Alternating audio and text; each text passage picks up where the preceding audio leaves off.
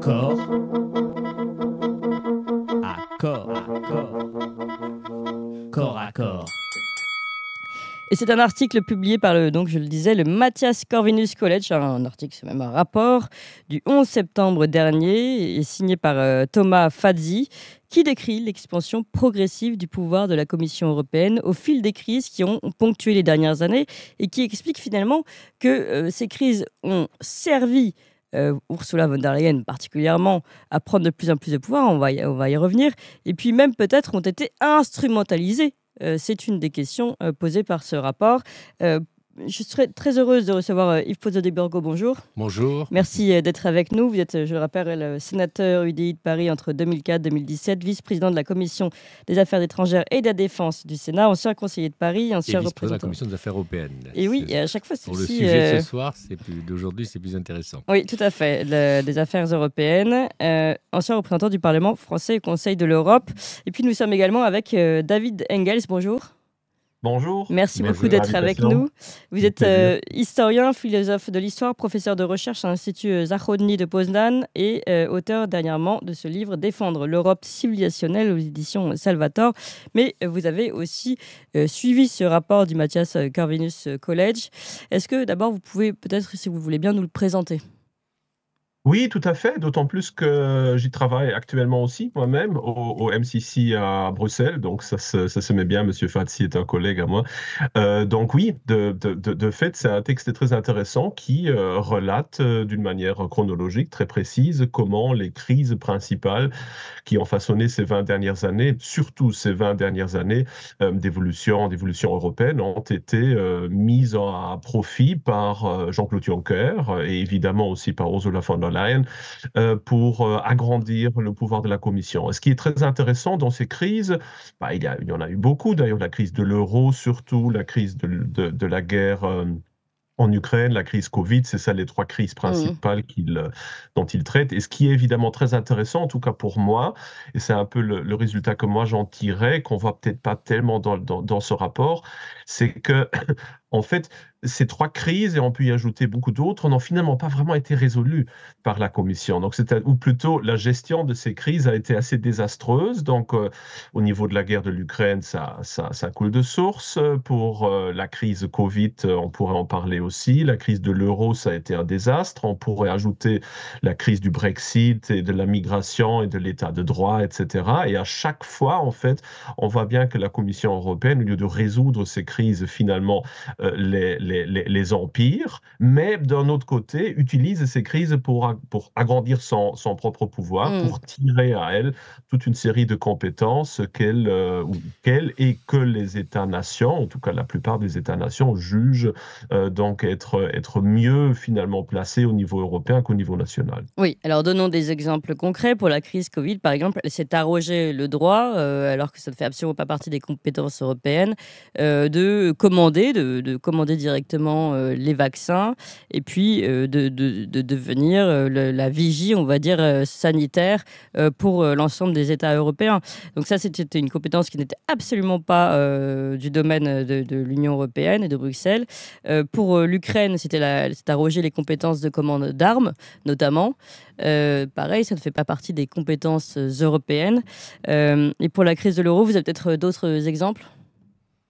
Pour la crise de l'euro, on a désormais ce contrôle budgétaire qu'exerce la Commission européenne sur les budgets nationaux, avec la possibilité de réprimander des États et de finalement contrôler un droit régalien qui est fondamental, c'est-à-dire de décider de ses propres dépenses.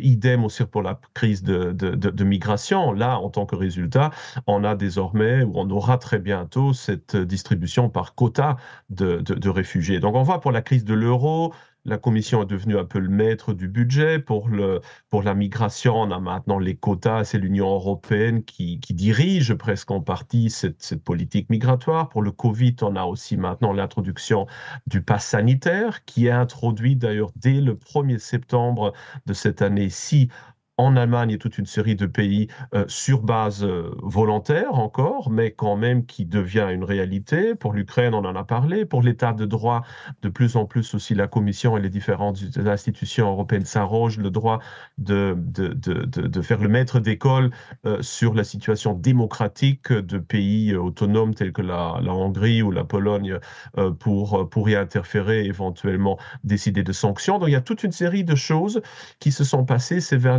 dernières années avec, et je crois que c'est important d'insister là-dessus, non pas un véritable succès unanime de cette Commission européenne, mais toute une série de différents désastres, si on veut, ou Ouais. de décisions très, très, très partielles qui n'ont certainement pas été un succès, mais qui ont mené à cette concentration de pouvoir inévitable, évidemment, au niveau central de Bruxelles. Alors juste avant de donner la parole à Yves Pozzo-di-Borgo, vous avez abordé les passes sanitaires qui étaient mises en place de manière volontaire en Allemagne notamment. Vous pouvez préciser? Oui, tout à fait. On en parle relativement peu, même en France. En fait, l'Union européenne a créé ce qui s'appelle la LOIVA-BECO, donc European Vaccination Beyond COVID. Donc, c'est une institution qui a créé le template, le canvas du pass sanitaire. Et donc, il y a différentes phases d'introduction de pays volontaires. Et durant la première année, c'est-à-dire à partir du 1er septembre, il y a des pays tels que l'Allemagne et quelques autres qui ont donc introduit le pass sanitaire vaccinal sur base encore volontaire dans le cadre d'un projet pilote. Donc ce n'est pas encore obligatoire de l'avoir, mais il existe, on peut le demander. Ils font de la publicité massive pour que tout le monde l'utilise par facilité pour les trajets, pour les voyages en cas d'une nouvelle pandémie. Et l'année prochaine, ce sera à la France de l'introduire volontairement. Et évidemment, à Mm. terme, je crois dans 1 an ou 1 an et demi, en gros, la moitié des pays européens l'auront introduit sur base volontaire.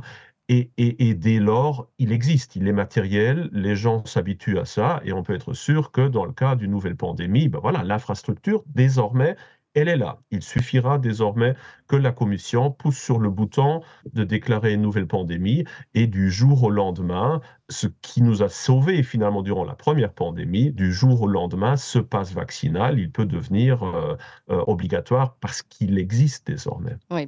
Alors, Yves Pozzo-di-Borgo, on a brassé un peu large là, ce rapport sur le fait que chaque crise vécue par l'Union européenne finalement soit utilisée comme étant, même instrumentalisée peut-être par Ursula von der Leyen et en général la Commission européenne pour récupérer toujours plus de domaines de compétences finalement. C'est quelque chose que vous suivez depuis longtemps. Est-ce que vous confirmez, vous, de votre expérience, cette expansion de la Commission européenne et jusqu'où ça va? Oui, ce que vient de dire David Engels. David Engels, c'est terrible ce qui se passe. J'ai commencé ma vie politique, et je ne veux pas parler de mon passé, mais quand, dans un parti démocrate chrétien, qui était à l'époque le CDS, qui était l'émanation, si vous voulez, de toute la démocratie chrétienne, de Robert Schuman, de Gasperi en Italie, de Adenauer en Allemagne. Et on était à l'époque, rappelez-vous que l'Europe a été créée notamment par la déclaration de Robert Schuman, qui voulait créer des solidarités concrètes entre les deux pays qui avaient fait la guerre plusieurs fois entre eux, la France et l'Allemagne, et que ça, c'est les bases de l'Europe. Et la Commission, je me souviens à l'époque, tous les gens, moi je n'étais pas encore, il y a un Parlement européen qui n'existait pas encore, mais qui existait par des représentants de chacun des pays, leur préoccupation était surtout que la Commission existe. Mais la Commission, à l'époque, avait un rôle d'impulsion. C'est-à-dire que la Commission avait été créée pour impulser des idées, pour équilibrer les choses, mais surtout pas pour avoir tout le pouvoir qu'elle a actuellement. Et ce qu'on constate, j'allais dire, disons, 40 ans, 50 ans après ça, le rapport qui vient de sortir est terrible. C'est terrible. Ce qui se passe, je crois, moi je voyais très bien quand j'allais à Bruxelles régulièrement, j'étais vice-président de cette Commission européenne française, qui ont d'ailleurs des pouvoirs mais qui ne l'appliquent pas, c'est que vous avez une Commission européenne, pour citer qu'un chiffre, qui a 39 000 fonctionnaires.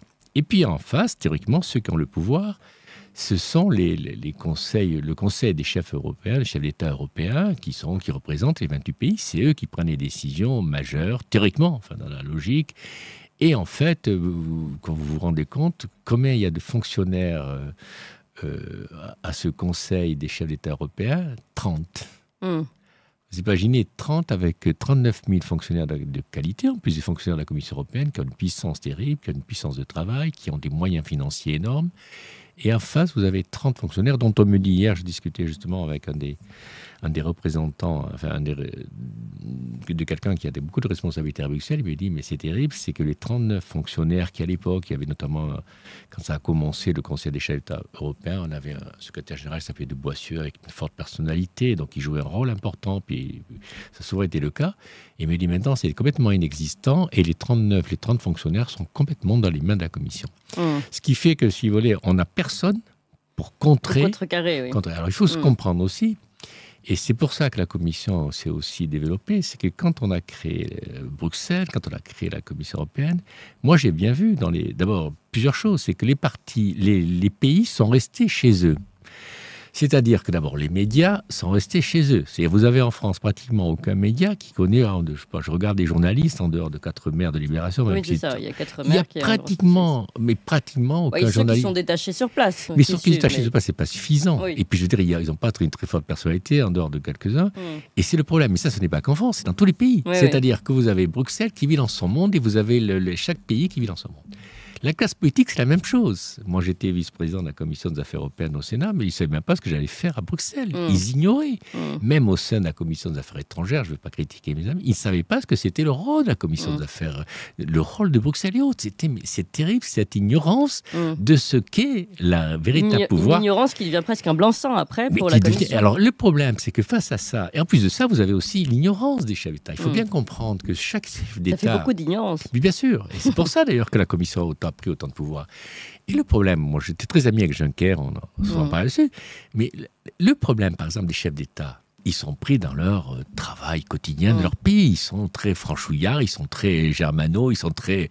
Et quand ils arrivent à Bruxelles, si d'abord ils sont très contents, ils se retrouvent, ce Conseil européen, c'est un peu le café de commerce. Et qui en fait, et en dehors de quelques décisions qui sont vraiment prises par eux, qui en fait prend les décisions, et c'est à l'époque le secrétaire général du Conseil européen qui m'avait expliqué. Ils arrivent, c'est le café du commerce, on parle de tout et de rien, et en fait, c'est moi, le secrétaire général, après qui détermine quelles sont les véritables décisions. Quand le Conseil européen avait du pouvoir. Là, maintenant, qu'est-ce qu'on se rend compte dans la pratique? Alors, moi, je suis plus parlementaire déjà depuis 6-7 ans, donc je vois plus très bien, mais en voyant les choses telles qu'elles se passent, on se rend compte qu'en fait, la Commission européenne prend tous les pouvoirs et que le Conseil européen n'a plus d'existence. Et c'est terrible, parce que le Conseil européen est le seul contre-pouvoir qui aurait pu contrer les gens. Alors justement, parlons juste un tout petit peu concrètement, avant d'avancer, de revenir sur cette prise de pouvoir, sur ce coup d'État finalement silencieux, puisque c'est aussi un des sujets, c'est que personne n'en parle, à part ce rapport et vous deux ici à nos micros. Le Conseil européen a-t-il eu un moment un véritable pouvoir justement de contre-pouvoir, en tout cas d'opposition à la Commission, ou de toute façon, de fait par les institutions, il était un peu amené à n'être qu'un instrument passif? Moi, la période où j'étais, je l'ai connu comme ayant quand même une certaine présence et puis imposant ses décisions. J'avais discuté avec Juncker, parce qu'on s'était connus quand on était tous les deux présidents des jeunes centristes, celui de Luxembourg et moi des jeunes centristes français. Et donc, on avait gardé une vieille amitié. Il me parlait, on a parlé, je me souviens la dernière fois que je l'ai vu, on a longtemps parlé de ce Conseil européen. Lui-même disait, oui, le problème du Conseil européen, et d'abord, il y a une faiblesse, c'est que c'est l'unanimité, mais ça, moi, je considère que c'est indispensable. Et puis, il me racontait tout ça. Il disait, alors moi, c'est vrai que la Commission, qu'est-ce qu'elle fait? La moindre faille, elle progresse. C'est-à-dire que dès qu'il y a une faille, et il y a beaucoup de failles, parce que ces chefs d'État qui arrivent, si vous voulez, de leur capitale, qui ne se connaissent pas, ils ont progressé. Déjà, alors, Juncker, en plus, avait l'esprit européen. Et là, on a eu la pas de chance, c'est qu'on est tombé sur une Allemande qui est terrible, enfin, qui est vraiment d'un cynisme extraordinaire, et qui, elle, progresse surtout. On pourra pas maintenant ou plus tard parler de la façon dont elle a conçu la Commission européenne actuellement. C'est terrible. Et en plus de ça, il ne faut pas oublier que quand l'Europe s'est créée, elle s'est bâtie sur le couple franco-allemand. Il ne faut pas oublier que l'Europe s'est créée tout simplement pour éviter les guerres de 70, de 14 et de 39-40. C'est-à-dire l'idée, les deux grands pays, la France et l'Allemagne, ne devaient plus faire la guerre. Et c'était ça la création, c'était ça l'idée. Et le couple franco-allemand était vraiment l'essence de l'Europe. Ce qui n'est plus le cas. C'est fini, il n'y a plus du tout de couple franco-allemand. Et en fait, là, dans la composition de la Commission européenne de Van Leyen, qu'est-ce qu'on se rend compte? Elle a éliminé pratiquement les grands pays. Elle a donné des postes de vice-président honorifiques aux Italiens, aux Français. Par exemple, je prends l'exemple du français, Séjourné. Elle a éliminé Thierry Breton, on pouvait le critiquer, mais qui avait la personnalité, donc elle a de suite fait éliminer. Et elle a pris Séjourné, le français, en accord avec Macron, qui théoriquement a un dossier énorme, qui est la réindustrialisation de l'Europe, parce que ça aussi c'est un échec important de cette commission. Et en fait, ce Séjourné vice-président, il a 4 commissaires européens qui vont le travailler pour lui. Donc lui, il n'aura rien à faire. Pareil qu'au commissaire, le vice-président italien, il a la réforme. C'est-à-dire, en fait, pas grand-chose. Et en fait, qui ont les véritables pouvoirs? Ce sont les Lituaniens, les 3 pays baltes, qui représentent 0,50% du PIB européen, qui ont même un secteur qui est le secteur de la défense. Et en plus de ça, ils ont même le poste le plus important. Il y a 3 postes importants à la Commission, qui sont le président du Conseil européen, mais enfin moyennement important, la présidente de la Commission européenne, et puis la personne qui dirige les affaires internationales. Les affaires internationales étaient une création il y a une trentaine d'années, et en fait, ça s'est révélé une structure qui est très efficace. Et là, qu'ils ont mis? Ils ont mis à ce poste-là, c'est Van Leyen qui a mis ça, une Estonienne qui représente rien à l'Europe, mais qui par contre aura un poids terrible à toute la politique internationale européenne. Oui. Et c'est là où on se rend compte, si vous voulez, que la façon de Ursula von der Leyen a manœuvré, elle a écarté les grands pays pour en fait diriger avec quelques petits partis, et elle a le pouvoir absolu. Alors, et on n'a jamais connu ça. Oui. On va arriver d'ailleurs au pouvoir absolu d'aujourd'hui, mais avant d'y arriver, parce que évidemment c'est notre objectif, hein, mais avant d'y arriver, comprendre ce processus qui est décrit dans ce rapport, David Engels... Il y a un élément qui est important aussi dans le rapport et que commence à toucher du doigt Yves Pozzo-di-Borgo, c'est cette question du rôle des États qui ont été progressivement mis de côté. Mais finalement, ce qui est intéressant dans ce rapport, c'est qu'on montre que ces États ont participé, ont finalement donné aussi ce pouvoir à Ursula von der Leyen à leur propre détriment, enfin au détriment de leur souveraineté. Est-ce que vous pouvez revenir là-dessus ? Oui, tout à fait. C'est ça qui s'est passé d'une manière absolument volontaire, et ce pour différentes raisons. Alors d'abord, ce qu'il ne faut pas oublier, et ce qu'on a souvent tendance à ne pas vraiment vouloir voir, surtout du côté de la droite, que ce soit la France ou l'Allemagne, c'est que finalement, la Commission européenne et toutes les institutions européennes, ce n'est pas un ovni qui a atterri comme ça à Bruxelles et qui n'a rien à faire avec les politiques nationales. Ce sont des hommes politiques qui sont issus de la politique nationale, qui souvent y retournent ensuite. Donc, ce n'est pas, si vous voulez, ce n'est pas déconnecté.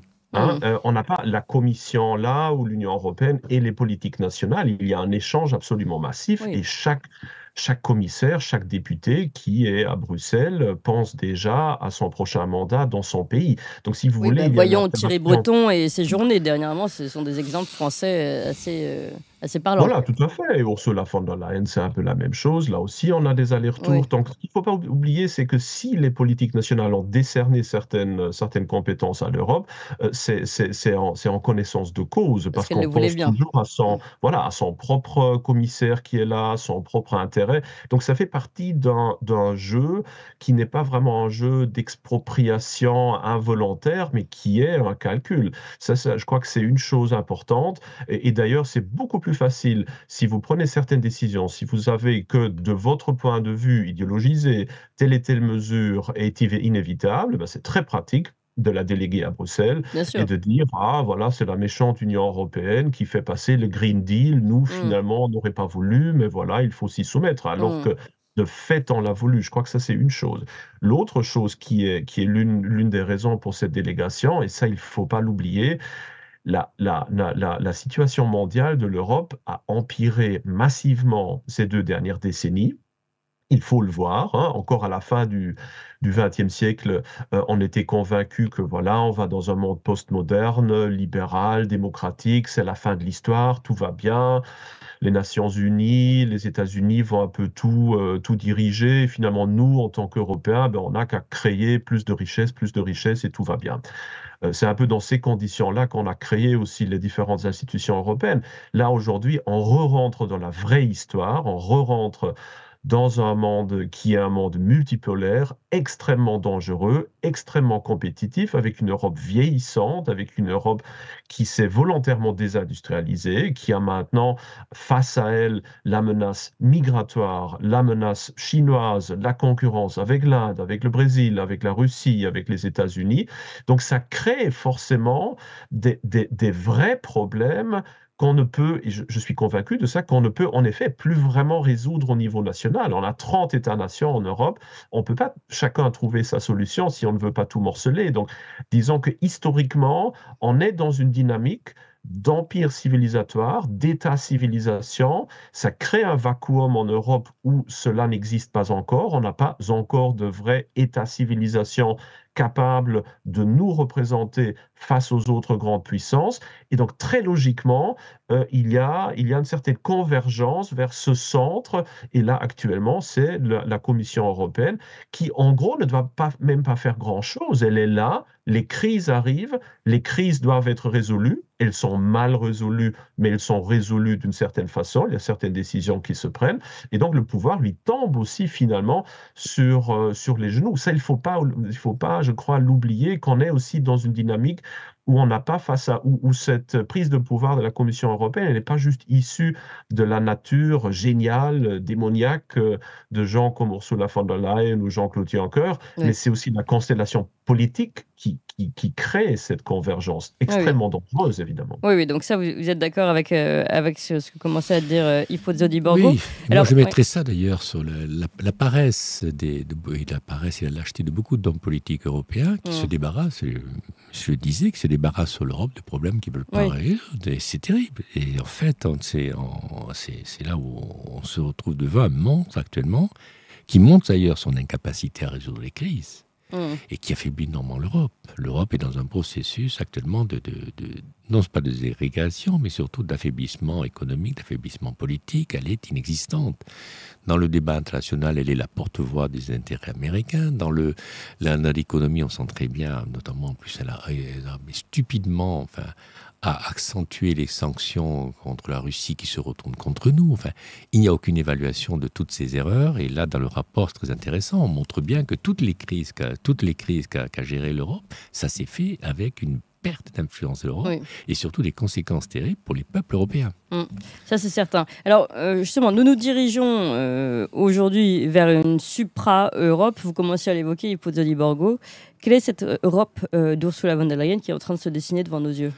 C'est pas elle est déjà la super Europe. Je veux dire, les pouvoirs nationaux ont très peu de pouvoir. Regardez d'ailleurs le débat, c'est très surprenant. Quand vous rentrez en France, le débat actuellement sur la composition de gouvernement, ce sont des problèmes très franchouillards. Et en fait, on se rend compte que les grandes décisions vont être prises à Bruxelles sur le budget, si vous voulez, avec en plus le budget français qui est une situation extraordinaire. Enfin, en plus, il y a une tricherie énorme. Enfin bon. On dit 6% de déficit, mais on sait très bien que c'est beaucoup plus. Enfin, on voit très bien que c'est l'Europe qui va orienter la décision du budget. C'est pas du tout. C'est peut-être même pas pour rien que Michel Barnier a été choisi mais je suis même pas sûr. Négocier en tant que commissaire. Mais le problème de Michel Barnier, moi je connais bien. Quand il était commissaire européen, il était dans l'administration qui faisait sa politique. C'est ça, il faut pas croire. Michel Barnier a beaucoup d'expérience, mais il faut pas croire. C'est aussi, n'oubliez pas que quand il était commissaire européen, ce sont ces hauts fonctionnaires bruxellois qui ont une capacité de travail, une capacité d'intelligence et autres, qui ont le pouvoir. C'est plus les politiques. Un des rares commissaires européens qui a eu du pouvoir, c'était Timmermans, qui nous a en fait, ce Hollandais qui nous a en fait imposé ce truc complètement fou de la suppression du moteur thermique, avec les conséquences qu'on a actuellement au niveau économique. Et puis c'était Thierry Breton qui avait beaucoup de personnalité. Il était insupportable, moi je ne le supportais plus. Mais au moins il avait de la personnalité, il existait. Les autres, si vous voulez, sont dans une logique de fait où de soumission. Et puis surtout, comme vous dites, dans le rapport est très net, et on le voit toujours, ces échecs. Alors, monsieur parlait des menaces chinoises. Non, ce n'est pas les menaces chinoises, c'est simplement un autre monde qui se crée, c'est le monde des BRICS, qui est d'ailleurs maintenant, face à l'Union européenne et aux Amériques, beaucoup plus puissant. Ils sont en train vraiment de bouleverser le monde, mais de bouleverser le monde parce qu'en fait, ce n'est pas eux qui bouleversent le monde. C'est tout simplement, si vous voulez, c'est que l'Europe, dans cette installation de nouvelles puissances qui sont là, qui sont comme ça, n'a pas su installer son pouvoir. Elle est restée dans une logique très pro-américaine, elle n'a pas su exister sur tous les sujets. Je ne veux pas en reprendre, il y a beaucoup de sujets où on aurait pu justement avoir une position européenne, et on ne l'a jamais eu. C'est ça la difficulté. Et ça, c'est un écroulement actuellement, on le voit, moi je pense qu'il sera beaucoup plus rapide qu'on ne le pense. Oui. David Engels, vers quel, puisque c'est toujours, je reviens sur ce rapport, sur le profit des crises pour pouvoir avancer et récupérer toujours plus de compétences, vers quelle Europe nous dirigeons, enfin, de cette Europe-là, aujourd'hui, de la Commission von der Leyen, nous dirigeons-nous? Ça, c'est une question assez difficile. Évidemment, ça dépend une fois de plus aussi de ce qui va se passer en politique extérieure, hein. Comment est-ce que la guerre en Ukraine va-t-elle continuer? Comment est-ce que la guerre économique avec la Chine va évoluer? Quelle va être la direction que vont prendre les États-Unis? Tout ça, ça va évidemment façonner énormément la situation actuelle. Mais je crois que là, actuellement, on est face à un certain durcissement de cette logique et surtout de cette idéologie, enfin de cette logique de la Commission et de l'idéologie woke. Certes, il y a maintenant des majorités de droite qui se forment tout doucement. On l'a d'ailleurs vu dans les récents votes au Parlement européen. Mais en gros, je crois qu'on va aller vers un certain durcissement, de plus en plus morcelé ou plutôt accentué de crise. On voit d'ailleurs aussi au sein de la nouvelle commission, bien, il y a quand même de plus en plus aussi de représentants de la droite. Pensons à Fito, évidemment, qui Oui. va quand même prendre certainement un certain poids. Puis il y a quand même des commissaires slovaques, des commissaires hongrois qui ont quand même leur attitude à eux. On voit que la Suède, le Danemark prennent aussi un certain cours politique qui n'est pas totalement en accord avec ce qui se passe au niveau européen. Donc je crois que la première réaction, ça va être un genre de durcissement des positions mélangées à certains compromis par-ci, par-là pour tenir le tout à flot. Mais je crois qu'à la longue, on va surtout aller vers un grand conflit sur la création d'une nouvelle constitution pour l'Union européenne. Parce que n'oubliez pas que là, il y a quelques années, on nous a beaucoup parlé aussi du colloque sur le futur de l'Europe, sur l'établissement d'une éventuelle nouvelle constitution, en tout cas d'une révision des traités. Et je crois que c'est ça qui va être au cœur des débats les années prochaines. Et là, ce sera évidemment la grande question. Est-ce que ces inégalités, et notamment aussi, est-ce que cette idéologie woke qui domine de plus en plus l'interprétation des traités va Mm. être coulée dans le bronze, si on veut, par une nouvelle constitution, ou est-ce qu'on va plutôt aller vers un genre d'impasse de l'efficacité de l'Union européenne, car c'est ce qu'on voit déjà maintenant. En fait, ce qui frappe avec l'Union européenne, avec la Commission européenne actuelle, c'est que oui, il y a ces crises, oui, elles donnent une réponse à ces crises, mais ces réponses mènent à un affaiblissement de l'Union De l'État. européenne vers Mm. l'extérieur, non, aussi de l'Union européenne, même de la Commission finalement, du poids européen dans le monde qui devient de moins en moins important à cause des mauvaises décisions de la Commission, mais en même temps, on a une prise de pouvoir de plus en plus grande vers l'intérieur. Donc ce qui se passe, et ça on en avait déjà parlé, je crois aussi souvent, nous deux d'ailleurs, c'est qu'on aurait besoin exactement de l'intérieur, du contraire, on aurait besoin d'une Union européenne qui serait vraiment capable de défendre les intérêts de notre continent vers l'extérieur, tout en assurant de plus en plus de liberté et de subsidiarité à l'intérieur. Et là, la Commission utilise ces crises à un but tout à fait qui est Inverse, en fait. contraire, Oui. inverse à ce qu'elle devrait faire. Et je crois que ça, on va le voir de plus en plus, on ira de plus en plus vers une simple impasse de gestion. Et face aux crises extérieures, je crains, je ne dirais pas qu'on ira vers une implosion de l'Union européenne, certainement pas, mais en tout cas une remise en question assez fondamentale et surtout Est-ce que je peux vous poser une question? Moi, j'avais tendance à penser que c'est vrai que vous parlez de réforme de la Constitution, qu'en fait c'était l'heure qui était lancée, que ça n'était pas en profondeur. Alors, je n'ai pas les éléments, il y a longtemps que je ne suis pas allé à Bruxelles, et hier, avec justement mon contact de Bruxelles, je n'ai pas parlé.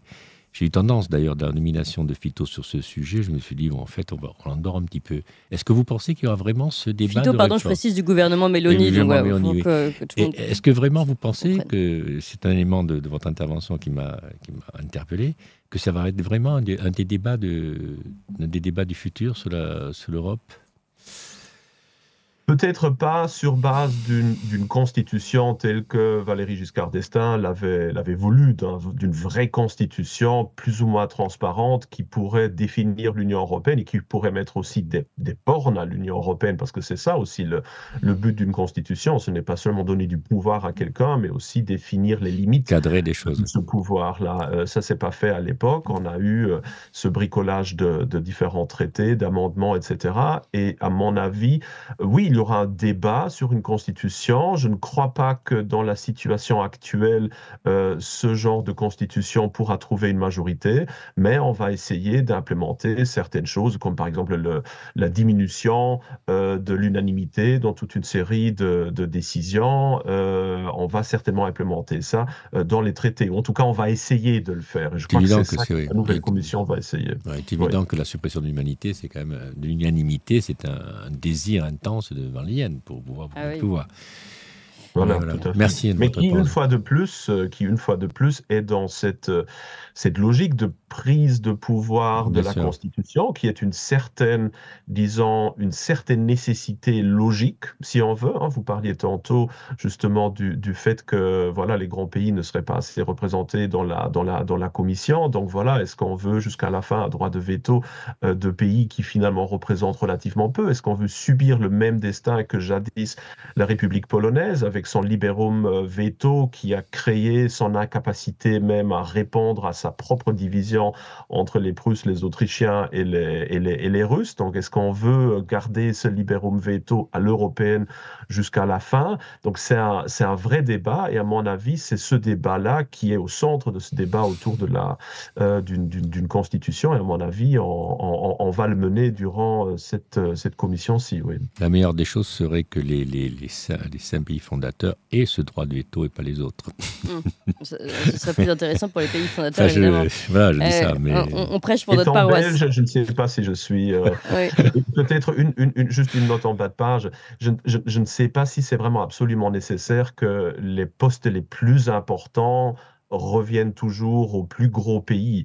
Très souvent, les petits pays peuvent être un très bon compromis. Oui, si bien sûr. la France et l'Allemagne ne se mettent pas ensemble sur quelque chose, on donne un poste important à un luxembourgeois.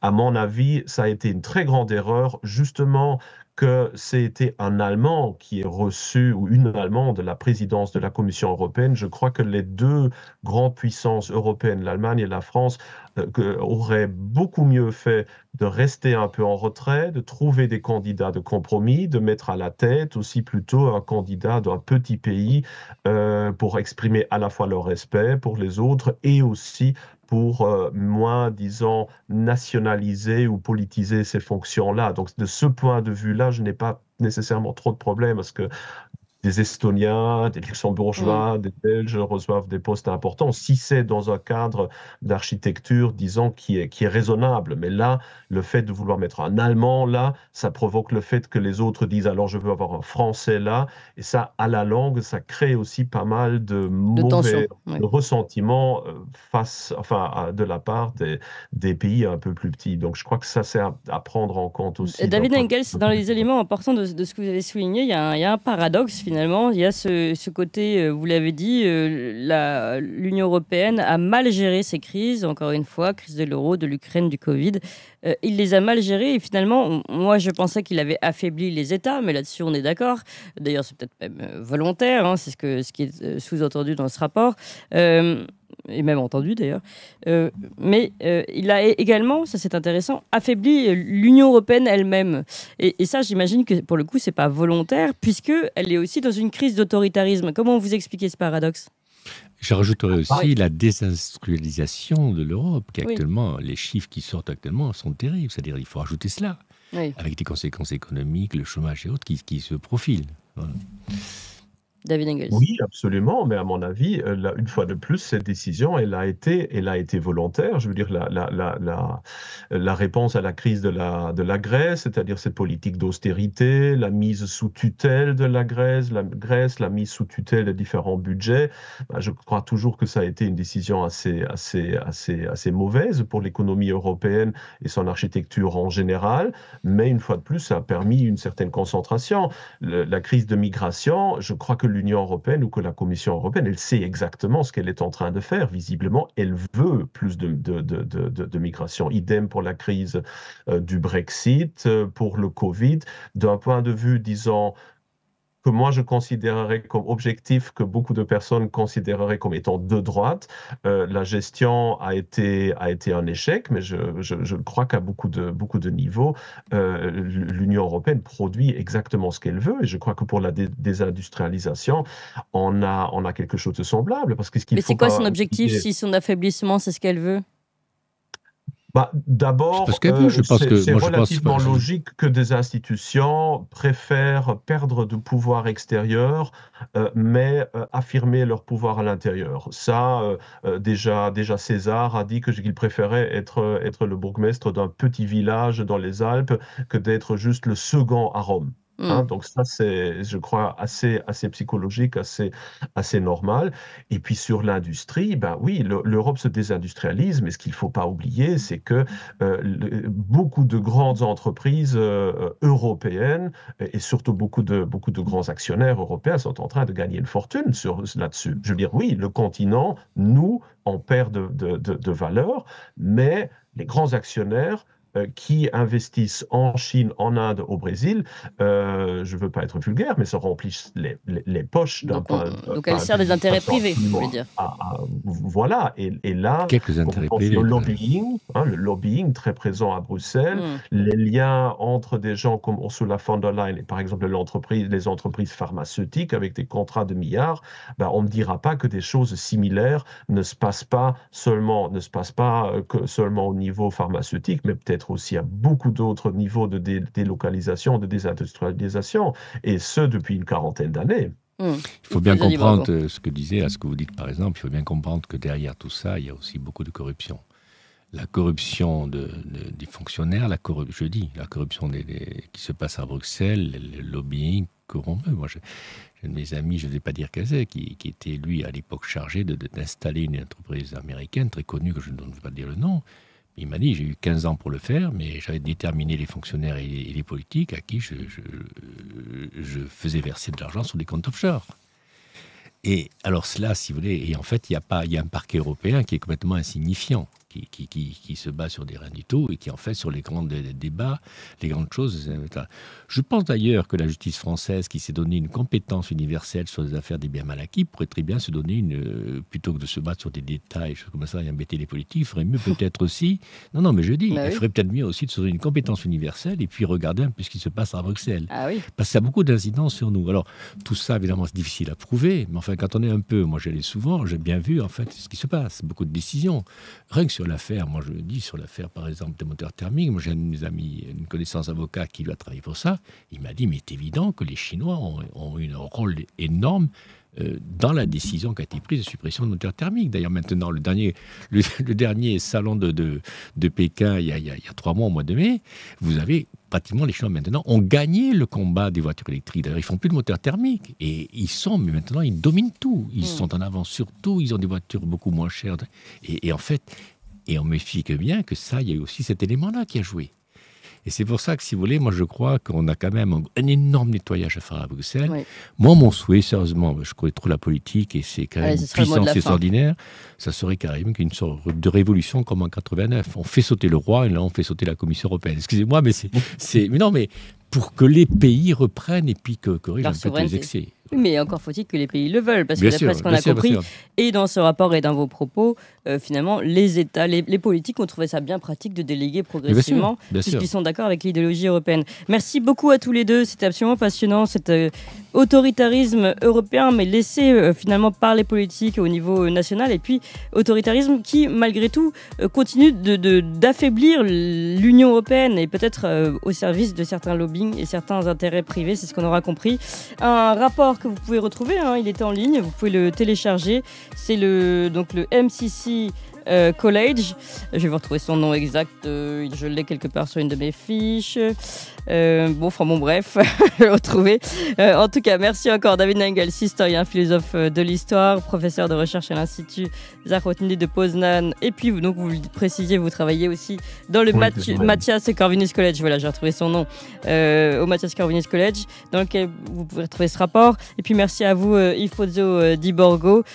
On le rappelait, vous avez bien fait de le rappeler, vous étiez également vice-président de la Commission des Affaires européennes au Sénat et l'un des représentants du Parlement français au Conseil de l'Europe, en plus d'être sénateur UDI de Paris, notamment. Merci à tous les deux et vous